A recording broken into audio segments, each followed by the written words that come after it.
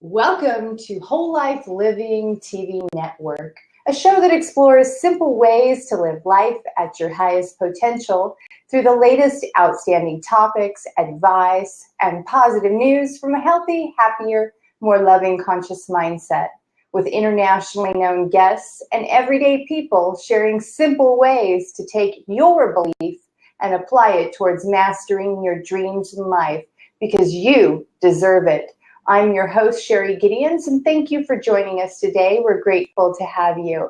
If you want to work directly with me, you can visit wholelifeliving.com, and you can also visit wholelifeliving.com to sign up for our newsletter, and you'll get a free download of our ebook, Happiness Today. I am so happy to introduce our amazing guest today, Fiz Anthony. Fiz is a professional singer-songwriter whose music has been on the Billboard Charts. In 2008, Carmen Road School in Massapequa, New York, awarded Fiz with the Mauro Achievement Award for his outstanding community service on behalf of the physically challenged. I am so proud to introduce Fiz onto the show today because he is a master of taking music and really helping us all connect to our soul and our spirit and to be happy about being here on the planet. Welcome, Fiz. I'm really, really enthused to have you today. Thank you. Nice to be on the show, Cher. Nice to be your guest. Absolutely. Now, for those of you who have been on my show and been really watching, what we're about here, I met Fiz, 2 years ago this month at the Imagination IQ here in Arizona. Yeah. Right. Yeah. Yeah. And really what inspired me to connect with Fiz and have him on the show is the experience that I encountered with him at this amazing event. His music was so happy and so playful and fun. And I'm an over-the-top, play, full-out type of person. And that's what his music really, really brought out inside of me. And that's really what I wanted to share today is so tell us about how you got started in music. I mean, how old were you? As far back as I can remember, I always connected with music. My earliest, really intense memory was sitting in the back of my mother's car and hearing Chuck Berry on the radio and just knowing there was this one little key point where I said, I know that's my sole purpose. I'm supposed to do that. And then through my life's journey, I've had, there's always been music in my life. My parents got divorced, so my mother eventually remarried, but my father was big into music, and my mother remarried my stepfather, who was in a doo-wop band. And so they would rehearse in the house quite often, and they were an interracial doo-wop band. So I grew up around black singers, amazing old, that old R&B, smooth R&B sound. So a lot of my vocals kind of comes from that early rootsy rock, the doo-wop, the Drifters, the Coasters, the Orioles, Sam Cooke, Smokey Robinson, and then of course the Brit Invasion, the Beatles, and as a matter of fact, he actually bought my first Beatles album, and I had a ritual I would do. I would put on Beatles albums and close my eyes and picture myself being a rock star. But it was always associated with healing the world. I always had this vision when I was visualizing that as helping the world and helping children.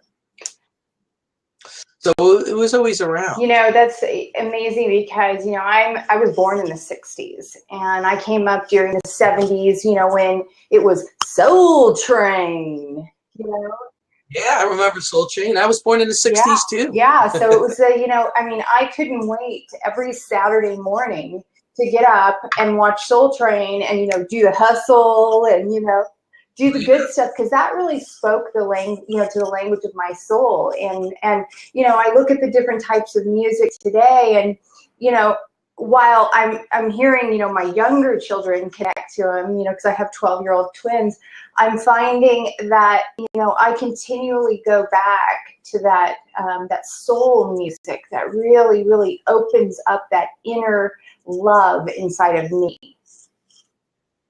Yeah, well, that's because back then they were musicians playing, you know, I mean, all those tracks, everyone was laying it down, you know, drums, bass, and that still obviously exists today, but there also is quite a lot of recording where it's drum machines and sequenced, and even if it is all bands, a lot of the times the way they record today, like the way I recorded my CD, like I have Paul McCartney's drummer on my last CD, Steve Holley, he played in Wings. We had him lay down the drums, and then we went back and we did the tracks. So like back in this, what you're hearing, like back in those days in the 60s and the 70s, most of the time, like those bands were all laying it down together. So that really also added another element to it, because, you know, we're souls, and, you know, it's just like people listening. It's funny. I was playing the piano the other day at this event I went to, and at the bar I walked in and I started playing the piano, and they have it as a player piano. And this one of the servers, she's a Spanish girl. She couldn't really speak English too well, but she's like, I knew there was something different going on there. It wasn't the player playing. I'm like, well, yeah, you were hearing a real soul playing the piano. You know, there's quite a difference between a machine or, you know, a human soul expressing the music. So that's why they call it soul music. Those guys are really laying it down. Wow. You know, I grew up on that stuff too. I played with some of those guys. Like I had Dion Estes play for me, who played for Marvin Gaye. Dion was in my last band, you know, and Dion learned from James Jamerson, who was the greatest bass player that ever lived. He was the guy that played for all the Motown songs that you grew up listening to, right? Shirelles, the Jackson 5, right? Smokey Robinson.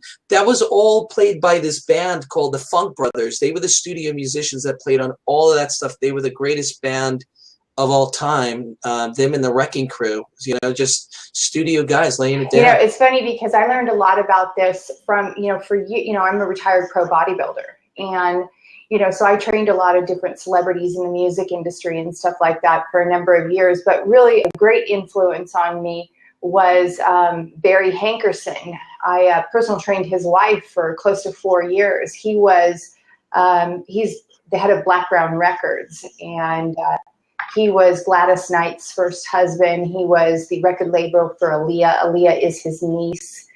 And, you know, so I'd ask a lot of questions about that industry and the different music when I was in their house, because I was really influenced by all of it.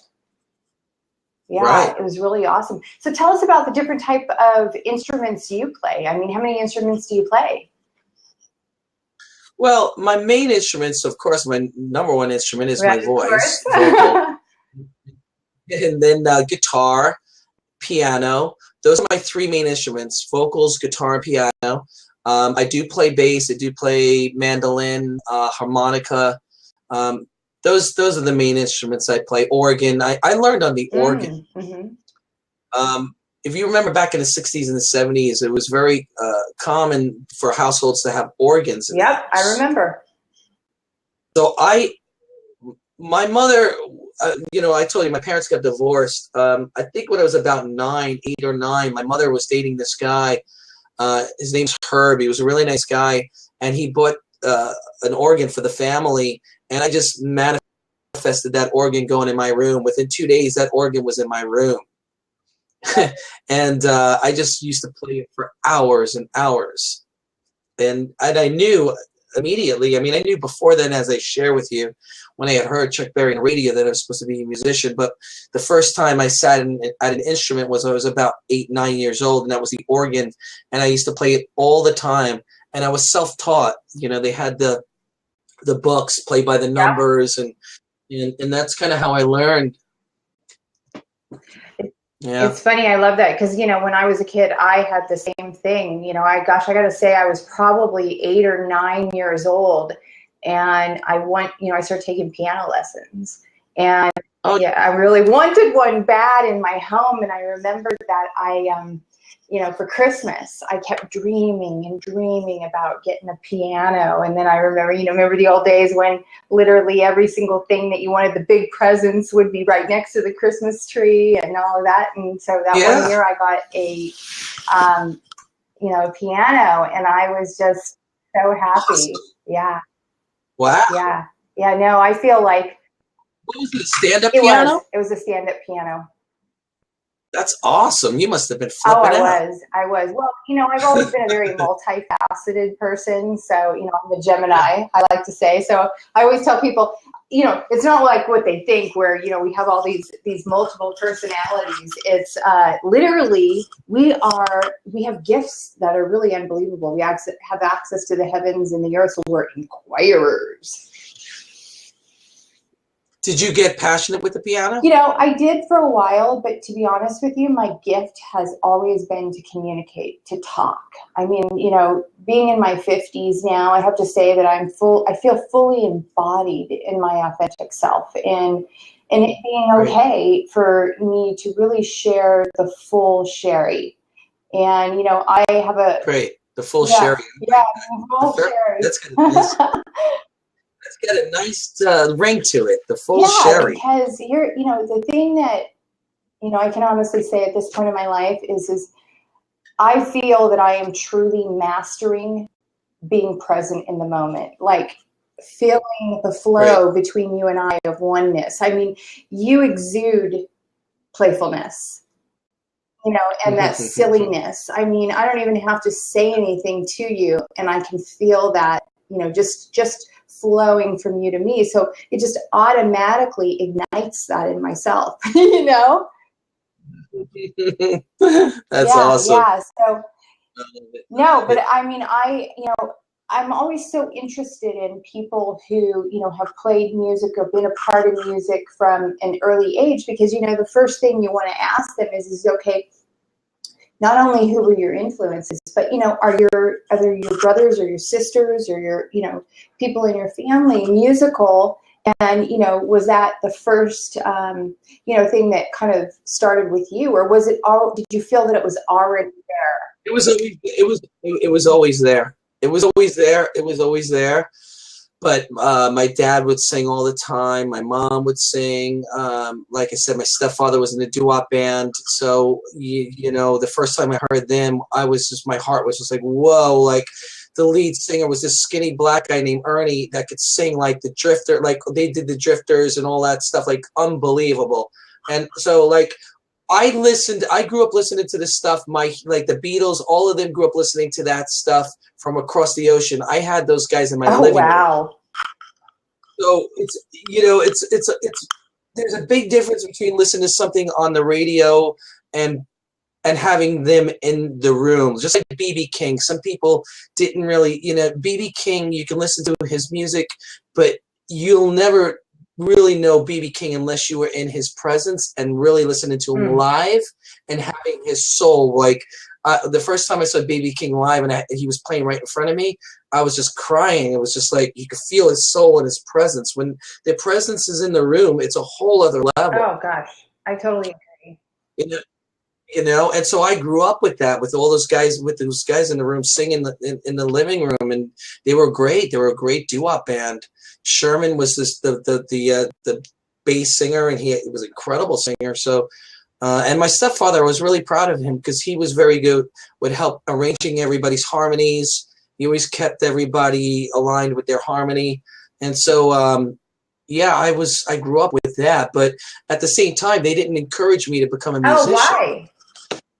You know, it was like, you know, my dad would be like, cut your hair and get a job. And so I had to fight for my vision. That's so interesting. I mean, so what do you think the why of that is? I mean, did they think that, you know, you wouldn't make enough money, or, you know, did they? Yeah, sure. I grew up in a blue collar home, you know, in Levittown, New York. You know, it's very much a blue collar America. Wow. Interesting. Yeah, because you would think that, you know, with being surrounded with all that and that you had a natural talent, that they would have, you know, promoted you pursuing that direction. It was so natural to you. I got news for you. Some of my family members still not supportive of who I am and what I do. And I'm not going to mention them, but I really, I'm cautious of my energy with that because I know who I am, and I always known who I am. And it's really important to be true to your soul and to stay focused on that. Yeah, no, I agree. You know, having had a near-death experience in the 90s, you know, and having gone through, you know, such an experience that you can't quite describe to people in the physical world, you know, unless they've experienced it.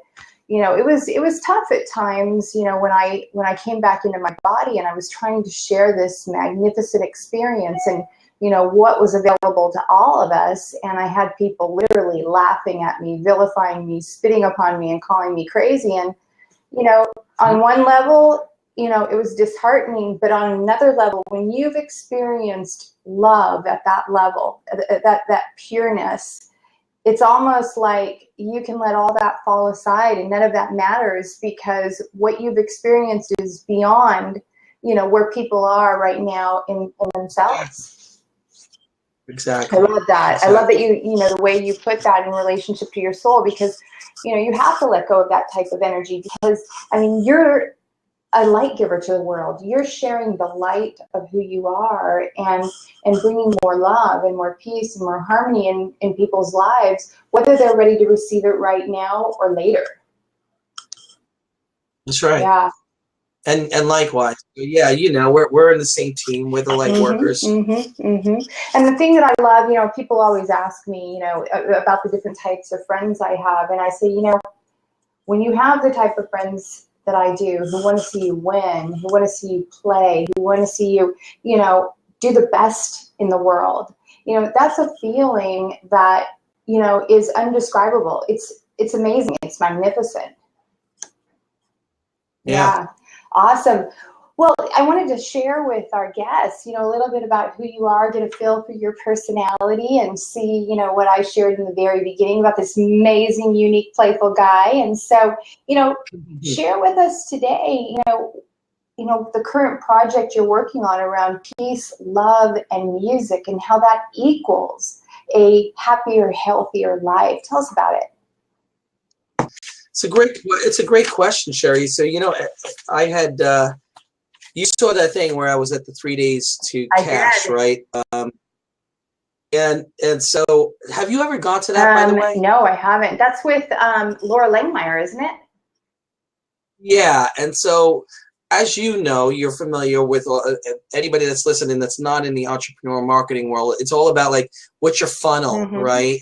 And so this is how I want to answer it. So obviously the top of the funnel for me, who I am, it's the music and bringing the music to the world in the many different ways I do.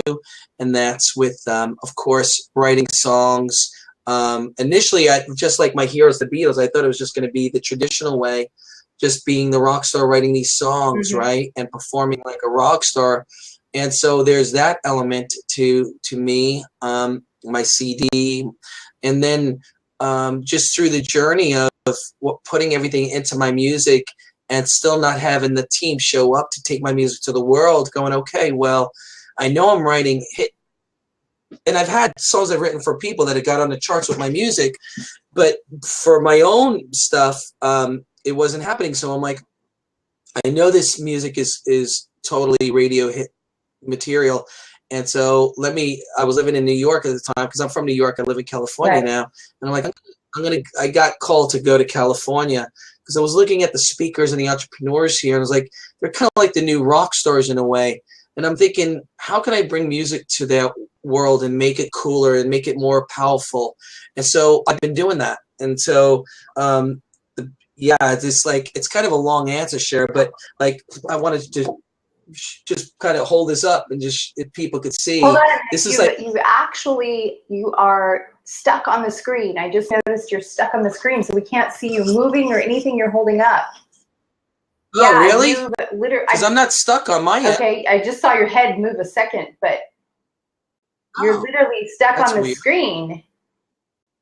Am I still stuck? That's weird, because I'm not stuck on my end. How funny! And you can see me moving just fine. Yeah, I see the both of us moving just fine. Oh my God, that's so weird, because you are.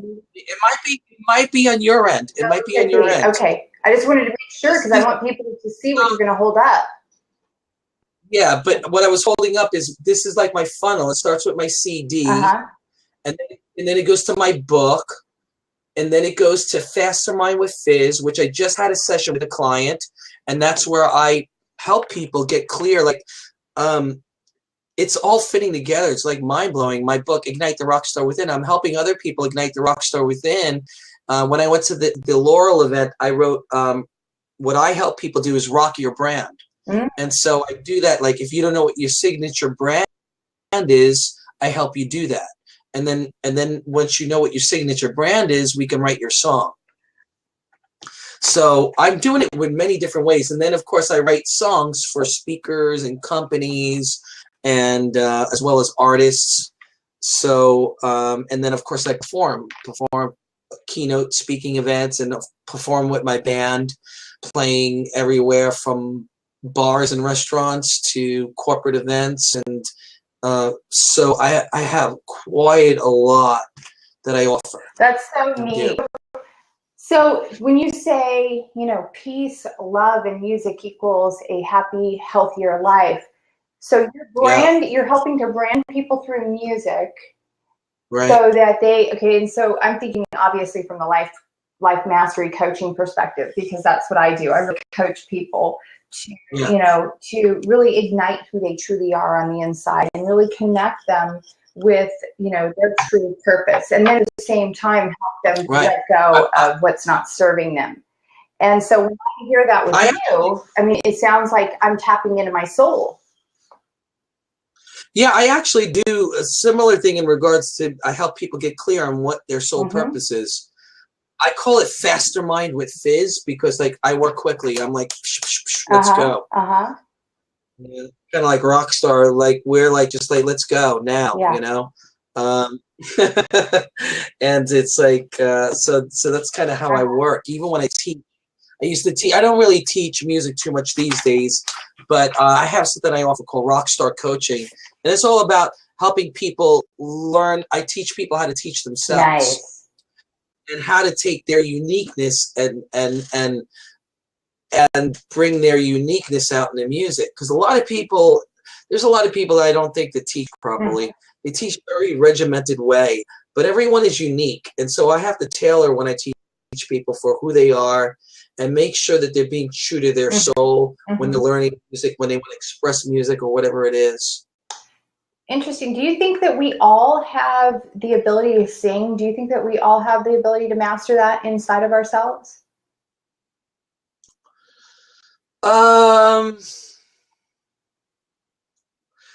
It depends what perspective you're talking about. To master singing, I would say my gut wants to say I think we can all sing in a certain way, a certain form, but to master it, I think how I want to answer that is like, kind of baker master being a blacksmith.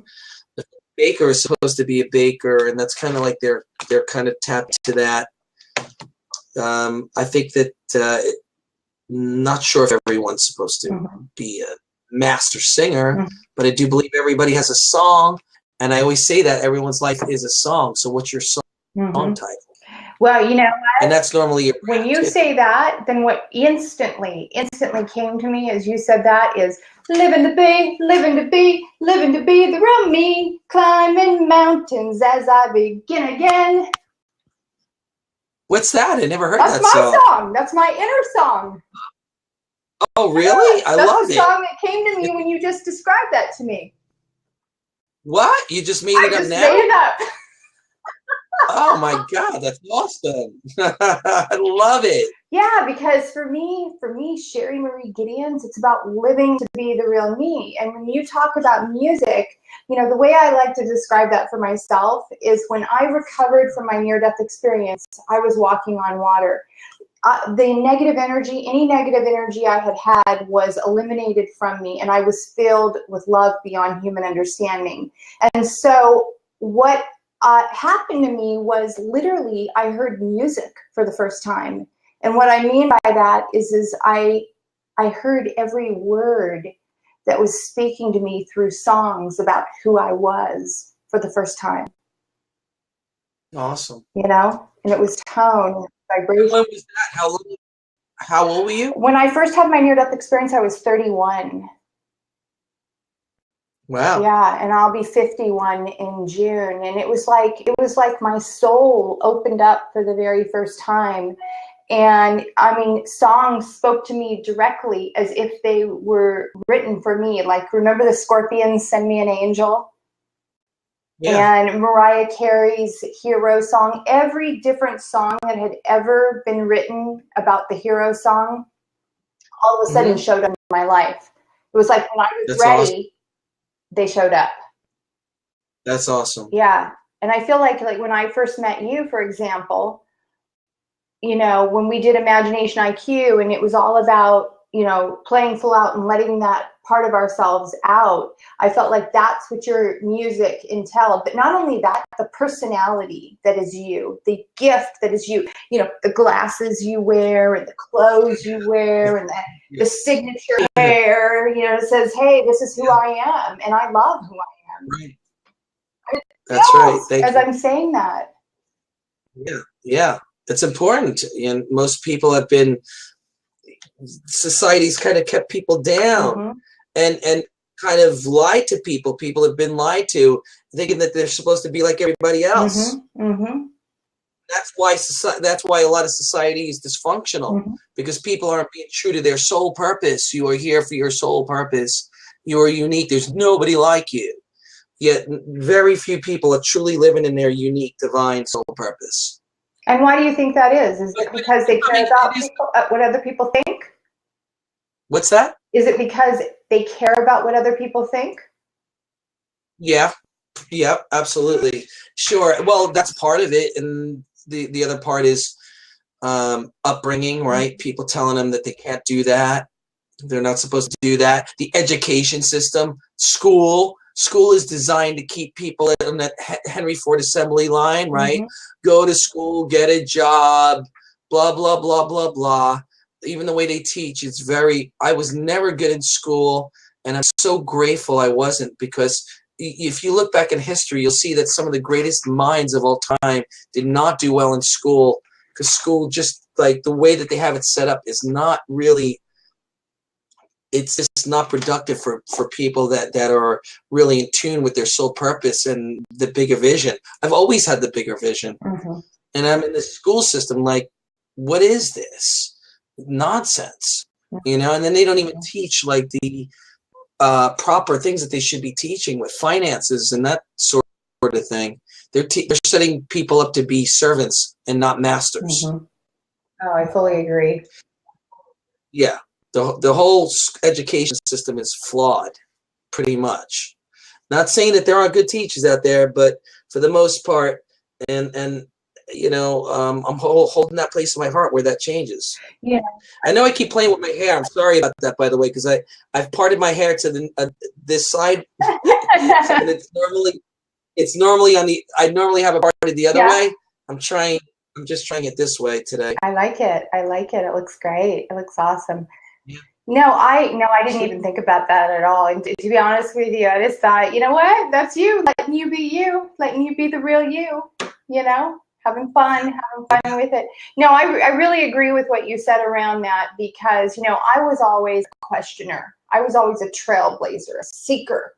And so, you know, early on, and I can remember, because my parents sent me to Christian school, probably, I would say they sent me to Christian school in 3rd grade. You know, my family were ministers, but there were so many things inside of me that I wanted to understand more about. Like, one of the main questions I used to ask on a regular basis was, you know, why would a loving God, this you know, idea of this loving presence, want to inflict pain and suffering and fear upon us? You know, what was the purpose of it? And I was always told not to ask questions, do as you're told. Right. Yeah, the whole thing has nothing at all to do with those masters from the past. It has been, in many ways, it's actually the complete opposite, the irony of it, really. You know, first of all, Jesus, that wasn't even his name. So isn't that interesting? Everyone calls Jesus, Jesus, but that wasn't his name. Jesus is not a Jewish name. So, you know, the world is waking up to humanity in regards to a lot of these things that people have been taught, and it's an exciting time. And what kind of you know, advice can you give to people, you know, during this time when, you know, they themselves are questioning things and understanding things at another level? You know, what kind of information can you share from your own personal growth? Well, it's important to really, I find like meditation, that's important. Just focus on true practices that they're not dogmatic. They're I like to encourage people too to question things. You know, it's like society has been kind of taught not to, but it's like my next book is going to be called Fizisms, the spiritual and not so spiritual quotes of Fiz to help expand the mind of humans. And one of my Fizisms is like, one of the most compassionate things you can do is to question everything that you were programmed to believe. Nice. So be grounded, be open, be compassionate, be loving. Understand that we all come from source, so we're all brothers and sisters. People get caught up in white, black, Christian, Muslim, but we're all from the same source. We're all souls having a human experience. And the more that you can get in touch with understanding that, the better off you'll be. No, and that's why I use music, your example of music for myself, because, you know, let's face it, we do get out into the world where there's different fields of energy. There's different vibrations of energy that are, you know, everywhere we go. But, you know, the information that, you know, I have for me is that's my guidance system. My guidance system is always telling me what feels good and what doesn't feel good. And if something doesn't feel good in the moment, rather than connect and attach to that energy, I observe it. And I ask myself the question, first of all, is this serving me? And secondly, what is it I really want? What I really want is to travel around the world and help people of all ages discover their own greatness. Ooh, that feels awesome. good. That's and you see how when I ask myself really great advice. Really great advice, Sherry. Is this serving me? Yeah, that's really, really good. Yeah. So, you know, on a daily basis, when you're dealing with people who, you know, aren't vibing at the same level as you, what are some of the steps that you follow to either one, shift from that energy, or two, send them love? Yeah, it's just to be, what I think a really good exercise to do is whatever faith you have is one good thing to do is whether you believe in any God or faith or anything, if there's someone that you really admire, like a blessed master, whether it's Yeshua, who they call Jesus, Buddha, Oprah, whomever it is, if there's somebody that you admire that's been successful and they're pretty steadfast, consistent with being a good person and that sort of thing, is to tap into that energy and kind of like operate from that place. Like, what would the Lord do? What would a master do? What would Buddha do here? Kind of be like observant and not judgmental, you know? So like that would be a quick way that's a quick way. There's multiple things you could do, depending, but that's one of them. You can tap in and kind of put yourself in the shoes of a master and just pretend you are the master. Like, what would this master do now? He wouldn't view these people as like he doesn't like them or this or that. You would just be love. Just have love and compassion for everyone and everything. What about, so I'm listening to you as you're saying this, and I mean, just using what exudes out of you to me, what about, first of all, I feel that I feel that music is the language of the soul. And I personally, for myself, you used meditation as an example earlier. I know that it's almost like plugging myself into a light socket. And if I'm use Yeah. meditation coupled with music, I connect instantaneously to that higher source within me, like plugging myself into a light socket. That's awesome. So you do like the meditation music, like the nice, any specific kind of meditation music? Like, do you like listen to like Indian sitar or like stuff like that? Yeah, I listen to all of that. You know, I studied with a shaman in the, oh gosh, probably late 90s, a really well-known shaman. And the shaman came into my life. You know, one of the things that had been said to me in the light was that I never had to worry, that all the right people would show up at the right moment to help me move forward. And so I attracted this particular shaman into my life, and she taught me about drumming and music, and how different styles of music can take your brain into theta and can connect you deeply to your soul, to where literally you can be taken into different dimensions to eliminate what she called, she called it soul retrieval, that we leave different fragmented parts of our soul in different dimensions to be brought up to be healed at a certain moment in time. I would really, who's that shaman? Her name is Carol Swim, and she lives in Tustin. How do you spell her name? Carol, C-A-R-O-L, Swim, S-W-I-M, Carol Swim. I want to check that out because, yeah, I mean, I know a little bit about that, but I would like to know more, actually. Yes. You know, I know about the different frequencies and tuning frequencies and all of that stuff, but there's always, music is infinite. There's just so much. I always associated rock and roll with healing the world. That's why I use, like, I don't know if you ever saw that video of me on the news with the children. You see that, right? So I always, because I had that vision of healing the children with rock and roll, I actually did. I actually did help the children with. So another thing that I teach people too is your intention really can alter even universal laws. Your perception of things can alter things in the universe. You know, because I received rock and roll as healing, that then because I rejected that out, it was for others. That's right. So, even though I am familiar with the other side of spiritual music, more like that's more like common spiritual music, and I do listen to a lot of it myself in meditation as well. I also meditate without music. I do Kriya Yoga, which was, I don't know if you're familiar with that, but it's the oldest lineage on the planet, was the Kriyas, the yoga masters from India. Yes.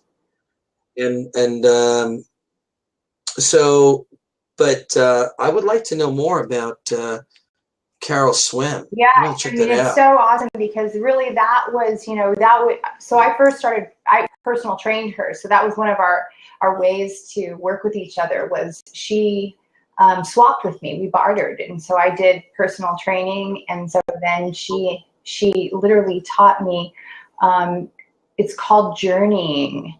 And you journey into the different dimensions of your soul. And we all leave parts of our soul in different dimensions that we can actually bring back, that are ready right now to be brought back in, to literally live and be in our wholeness. Because, I mean, we literally are whole, perfect, and complete. And when I talked about, you know, now being in a place in myself where I've been able to master the moment, where I've been able to live in the moment, feeling the presence, that's one of the things that I've been able to do, literally.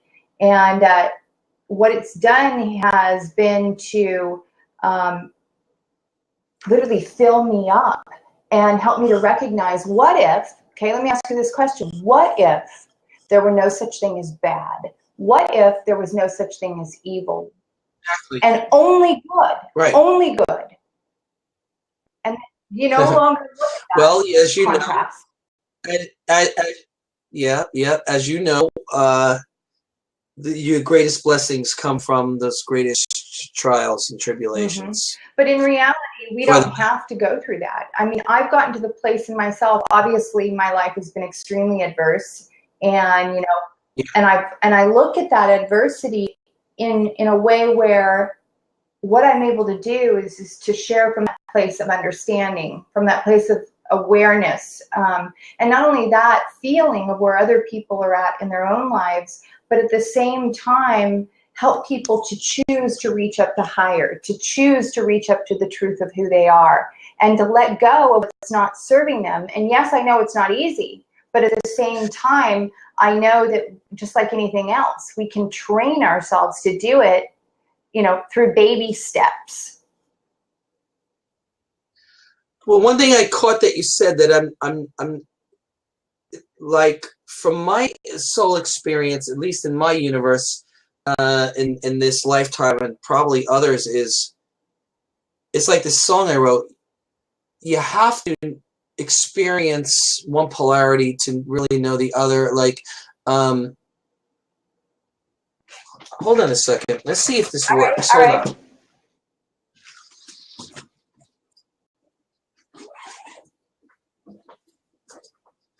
Like one of my originals came to my mind, and it's kind of like about that.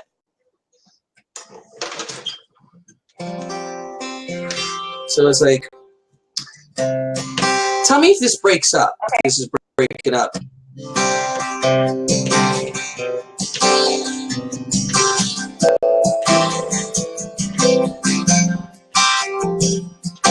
How could you love if you never hate? How could you give if you never take? See, you hold the key to the other side, but how would you know if you never tried? I'm living it, breathing it, sleeping it, take it in. It's something like that, you know. It's like, how can you love if you never hate? Like, it kind of goes back to the masters, like, not judge what you were talking about, like, no good or bad, just is. But, yeah, but in my experiences, the soul does have to experience the different experiences to know. To be, right? Yeah, right. I mean, and, you know, and you're right. You know, looking back on, you know, the experiences that I've had, you know, because I've had 2 near-death experiences. You know, I tell people when I do my keynote speaking engagements, I mean, I've been married, divorced, drug-addicted, bulimic, anorexic, obese, had money, lost money, walked the streets homeless, was a Las Vegas showgirl, lived with the Italian mafia. Extreme! Wow. Wow, that's a lot. But here's the key. The key is when I woke up, and I don't want to cry when I say this, but when I woke up, Fiz, I woke up. Yeah. And I woke up to the truth of who I was. And, you know, the last 20 years have me stepping into that woman. See, the gift was I was shown why I came, what my purposes were. And the beauty of it is over the last 20 years, I have stepped into being her. I mean, I was mad, I was angry, I was upset when I recovered. And I didn't realize that I wasn't told when I was going to be that woman. I just thought I was going to be her that day. And so when I was telling what I was telling, people weren't ready to hear. But I just kept doing it anyway because I wanted to be her, because she cared so deeply. And so just like you're sharing, I realize now from having gone through these experiences that I can fully embody Sherry Marie Gideons and have fun living to be the real me. Awesome. Yeah. Which is what you're supposed to do. and tell us the name of that song, because that was fabulous. I don't know. I'm still working on it. Oh my God, no way. So it's still working on it. It's a new Fiz song. Woo! Well, actually, I would say it's new. It's something I just never recorded, you know. But it's kind of powerful, right? It's like, whoa, yeah, that's. So it's like, would you like me to play the whole whatever I would. know of it? I was gonna cry when you were singing it before.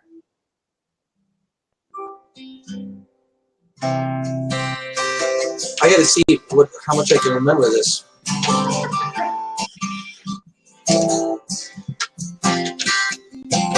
How could you love if you never hate?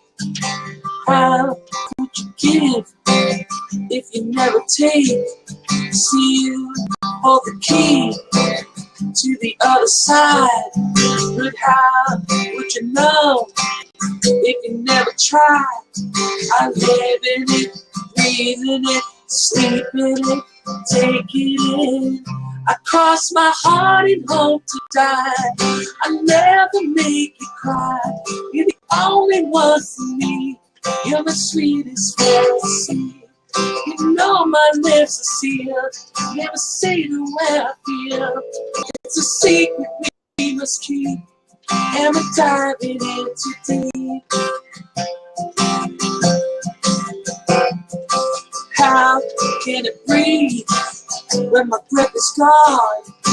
How could it live when it can't go on?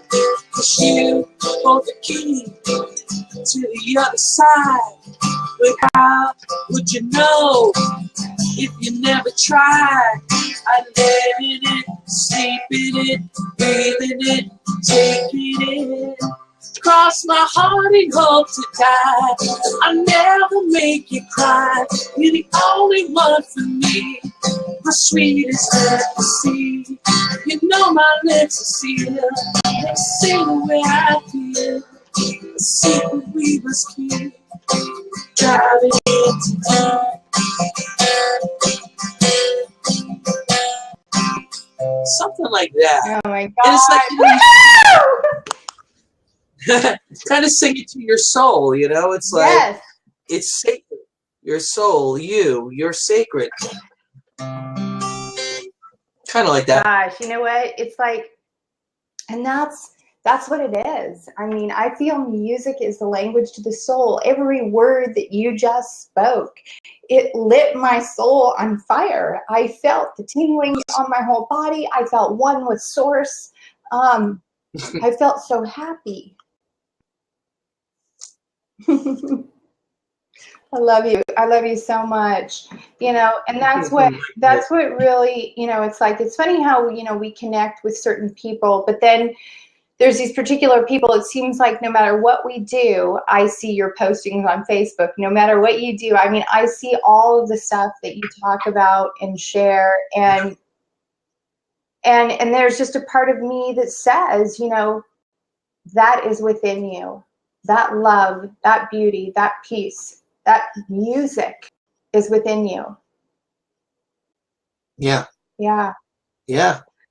Absolutely. Wow. So I want to ask you a question. So if you have a message for others as your music continues to spread around the world, what is that message, and what do you want people to know or take away from your music? Well, love is the answer. And everyone is your brother and sister. And the thing that I personally hold closest to my heart is like, and I've mentioned this before, I feel like if Yeshua, if Jesus did come back, he would play guitar. He'd probably play guitar and write a song like Imagine. Like Imagine no religion, imagine no countries, imagine just like all the stuff that everyone is programmed to believe, right? If people were born live like the animals aren't born into, like, their parents aren't teaching them these different faiths and kind of forcing them into these different boxes, right? Mm-hmm. And so it's like, I hold that place in my heart. My intention is, like, this spiritual rocker that I am, is to help expand people's hearts and minds to understand that we're all the same. We're all one family. And don't get so caught up in, like, this is our land, this is our country. And because that causes a lot of distortion, and it's not true. And like, one of my physisms is, like, what if not being patriotic is the most patriotic thing you can do for the world? And that's not to take away the soldiers or the people that have fought for this country. And I get that, and I have deepest respect for people that put their lives on the line for freedom of others, and there definitely are people that are oppressing it. But on a deeper level than that, it's like we're here to elevate above that old paradigm and that old consciousness. The masters don't even go there. Like live by the sword, die by the sword. You know, it's like just be like Gandhi. That mentality. I love Gandhi's whole approach towards everything. Like an eye for an eye, and the whole world is blind. People have been kind of bought into this whole system. It's designed here in this country where people think they're being patriotic. Like, be patriotic for humanity. Right. That's what I want to say to all of you. Be patriotic to humanity first and foremost, and that's everyone and everything. Be as compassionate as you can possibly be. Put yourself in the shoes of somebody that is not in this country or wherever they are, and understand that we all have our ups and downs. We're all, just be love. Nice. So what does success mean to you for your music? And do you feel like you've achieved what you set out to do? That's a really good question. Wow, that's a super question. So I feel I've achieved, yeah, like if I left the world like today or whatever, I'm complete. I'm complete always in that regards, because if you are being true to your soul purpose, then you're good. Right? I mean, that's like, and I wrote about that in one of my other songs. It's not necessarily if you win or lose. People get caught up in that a lot. It's like, if you live to be. If you live to be, are you being true to your soul purpose? Because sometimes there's people that have never faltered. Like, I just saw this video the other day. This guy, Thomas Blackwell, shared. Great speaker. He was speaking at Laura Langmeyer's event. His name's Thomas Blackwell. He shared the video of this runner that fell. He was training for the Olympics and his hamstring pulled. And did you ever see that video? No. Where this Olympic runner, his hamstring pulled, and he was favored to be the winner, and his hamstring pulled, and he still finished the race. Wow, really? Limping, and his father came on and ran onto the track and put his arm around him, and they finished together, and it was really emotional. But like, he never faulted, right? This guy trained his whole life just for that moment, but he didn't make it across the finish line first, but he made it. But even if he didn't make it across the finish line, he was still true to his soul purpose. And that's the key. It's like, you got to just be true to your soul purpose no matter what. So is that where your music flows from? Does it flow from you just really connecting to your soul and allowing, Fiz, the true Fiz, to come out? Yeah. Always. Yeah. And even, it's funny because a lot of people, I was mentioning this the other day, that a lot of people get caught up in musicians that like change, right? And yeah, everything does change, and a lot of the times in the industry, like artists like Bowie, who I love dearly, me too. right, he was always changing. But if you're not the type of artist that always changes, it doesn't mean you're not being true. I mean, Paul McCartney, his sound is pretty much still the same as it has been for a while, but I feel he's true to his soul. His soul, when he goes to perform, he's performing a lot of the songs he's been performing forever, but he's making people happy. He's helping them tap into those memories, and he's kind of living his purpose. And I think as long as you're living your purpose, that's kind of what I get out of it. I have a whole bunch of different things in mind when I'm writing music. Some people might listen to my music and think it's just pop rock, but I have a whole other agenda. I've had that clear vision of healing the world and helping a whole different world take place. And so I just finished writing a musical called Fiz and the Ultimate Dream. I saw that. And I got people coming. Yeah, I got people coming on board now to bring it to the world. You know, a gentleman recently reached out to me and said, Fiz, I get it. I see who you are and what you're doing. And I help people make their dreams come true. And I want to help you bring this to the world. So, you know, it's taken this long, but in the greatest scheme of it. And I had a download when I was a little boy that there was going to be a movie. But I didn't know any more than that. Like the angels told me, God told me like there was going to be a movie later on in my life. And I was like, okay. I was playing stickball. I remember the moment very, very vividly. I was playing stickball in front of my house with my brother and all my friends. And it just, the download came. It was quick. It was like, there's going to be a movie. And I was like, all right, that's cool. And I went back to playing stickball. You know what comes to mind while you're talking about it is Tyler Perry. I mean, you should connect with Tyler Perry. Reach out, find, you know, go. I mean, I'm a type of person, when that comes to mind, I always feel like it's an intuitive call to go and look at a way to communicate to him. Because here's the thing, the universe is infinite. And there's a million avenues, channels, and opportunities for you to connect with Tyler Perry. The how is none of your business. But what stands out for me is he just did that whole musical with, you know, on TV. Did you, that's coming up on Sunday. Did you hear about that one? It's about. I'm trying to find out who Tyler Perry is. So he's an African-American guy, very, very well known. He's done movies and television. Yeah, I see here. American actor, producer, director, screenwriter, playwright, author. Okay.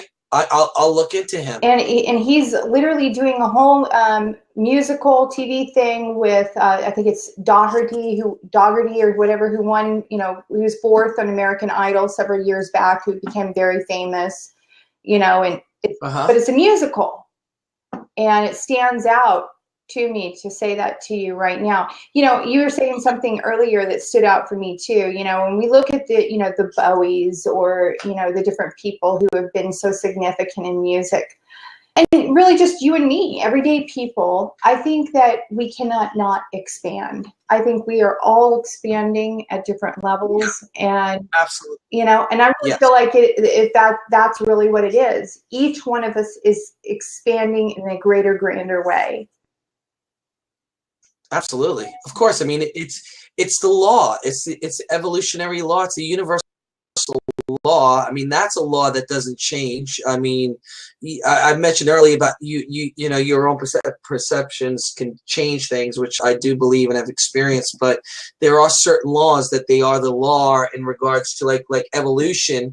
And that's why it's so bizarre to me when people like these religions, like, they're bound to these books, but evolution, if you look at nature, everything's always changing.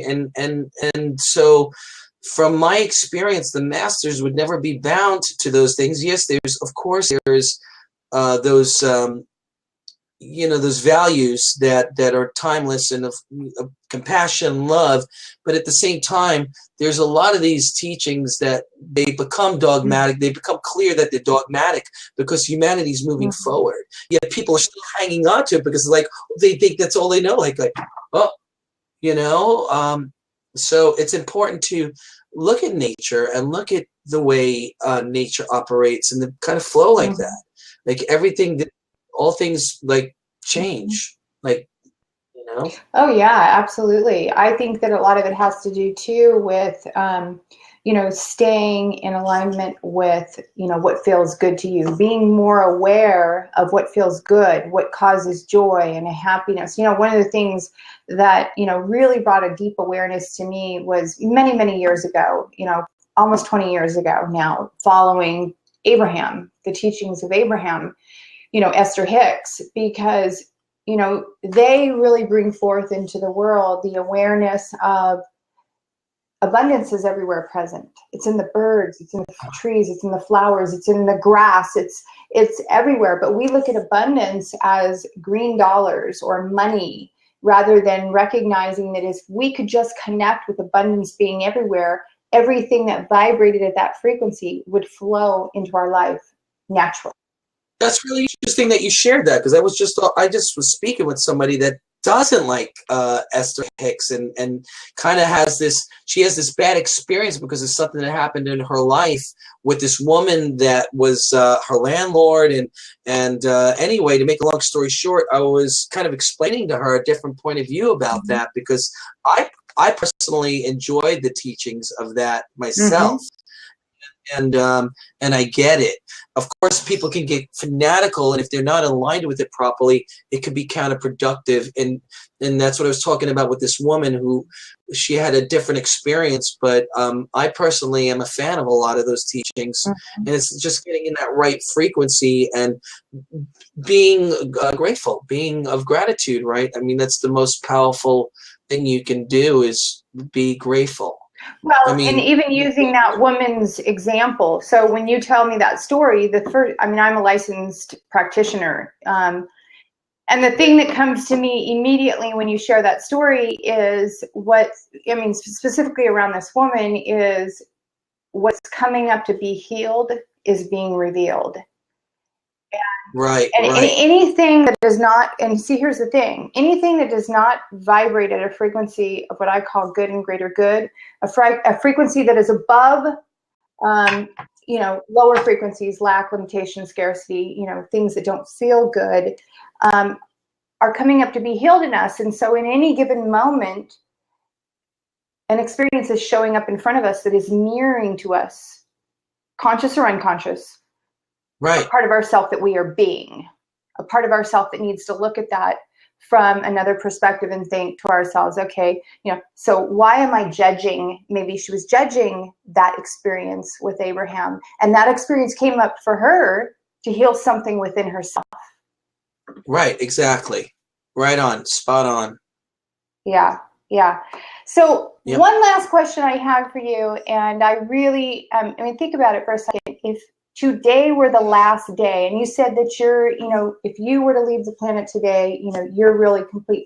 But if today were the last day that you were leaving the planet, what is the one thing that you would like to have achieved in your music career?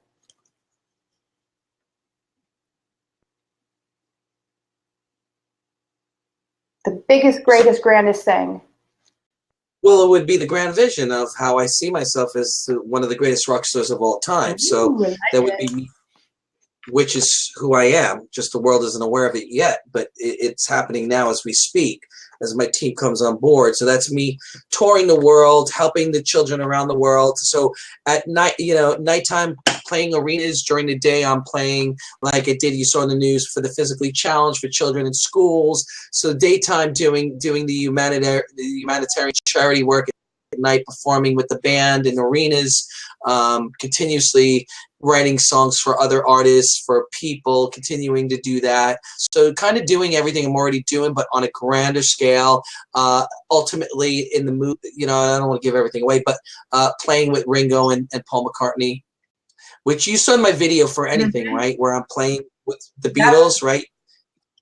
So that's a big part of my dream, is to play with the Beatles. Yeah, if I play with Paul and Ringo today, that would be awesome. It's already so. And, you know, and as I listened to you just speak that to me, I felt the power of your words. I felt the power of your belief and your connection to your vision. And you know, that's what it's about. It's about knowing and understanding that it's already so. It's already so. And you know, I feel such a deep connection to the things that you just spoke, because obviously you showed up at the right time in my life, and I'm connected with you, you know, as a part of your team, recognizing, you know, the whole perfect and complete Fiz, the gift that Fiz is. And, you know, I'm grateful to know you. I'm grateful to have you as a brother. Thank you, Sherry. I feel honored, the same as you. And you're a brilliant, beautiful light, and you shared amazing wisdom during this show. It's incredible what you're sharing with people. I'm so happy that you're out there doing it and helping the world. Thank you. Thank you. So why don't you tell everybody how they can connect with you, some of the things that you're offering right now, and Share it. I'll type it in. I'll type it in right here, just my website. Yeah, please do. A way to connect with you, and maybe, you know, how to purchase some of your music. Sure. If they go to FizForever.com, that's my main website that leads to everything else. Okay. That leads to signature songs by Fiz. You know, there's a big when they go to FizForever.com, there's a window and everything. All my other websites move through it. Motivational rock star. So if somebody is interested in hiring me to perform a keynote concert or whatever, get in touch with me through my main website or my email, Fiz at my website, FizForever.com. So Fiz at FizForever.com is my personal email, and you can get in touch with me that way as well. Perfect. Awesome. I want to thank you so much today, Fiz. This has been so wonderful and great. Likewise. I want to say to all my guests, thank you all for joining in. Thank you for the replay viewers. Once again, if you would like to connect with Fiz, you can connect with him at www.fizforever.com and by email at fiz@fizforever.com. I also posted a free ebook copy about rock your brand and turn potential clients into raving fans earlier. And please also share this with your friends, and please tweet it out on Twitter. We really would appreciate your continued help with that. And next week I am not going to be on. I am having back surgery. I was in the pro bodybuilding world, for about 30 years, and lo and behold, I've ended up with degenerative disc disease, and so I'm going to have back surgery. But you know what? It's part of me standing in full support. And also, if you want to continue watching the show guests, you can go to wholelifeliving.com, in which it shows you all of the upcoming guests, the previous guests, how to connect with them, shows you the replay of their shows. And until the following week, in which I'm going to be having Cheney Weiner with his brand new book, Because This Is Your Life. He's been on, he's been on, I think it was Montel. He's been on Lisa Gibbons. He's been on Good Morning America. Really, really talking about because this is your life and all the different steps about really living a whole, perfect, and complete life. So thank you again, Fiz, and thank you for everyone joining in on the show today. Until the next show, create a whole, perfect, and complete life, one moment at a time, because you deserve it. Have a great day. Peace, love. Peace, love.